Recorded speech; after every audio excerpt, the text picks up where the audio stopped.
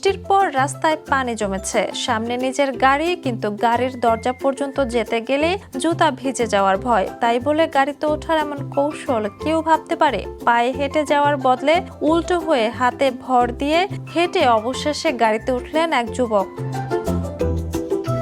গাড়িতে ওঠার জন্য ওই ব্যক্তি প্রথমে নিজের কোট খুলে ফেলেন, সেটিকে প্রথমে ছুঁড়ে গাড়ির ওপরে ফেলেন। এরপর শুরু হয় তার অপারেশন জুতা বাঁচাও। তিনি পানির ওপর হাত রেখে এক প্রকার হ্যান্ড স্ট্যান্ড করে এগিয়ে 2 পা গাড়ির গায়ে তুলে দেন। তারপর সেই অদ্ভুত অবস্থাতেই গাড়ির দরজা খোলার চেষ্টা করেন। শেষ পর্যন্ত শরীরকে নানা কায়দায় বাঁকিয়ে কোনোভাবে গাড়ির ভেতরে ঢুকে পড়েন। দৃশ্যটি এতটাই অদ্ভুত যে প্রথম দেখায় মনে হতে পারে কোনো জাপানি মাঙ্গার দৃশ্য বাস্তবে চলে এসেছে।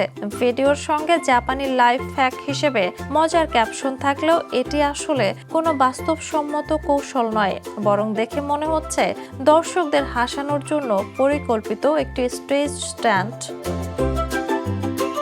Jhuma Mridha, the news.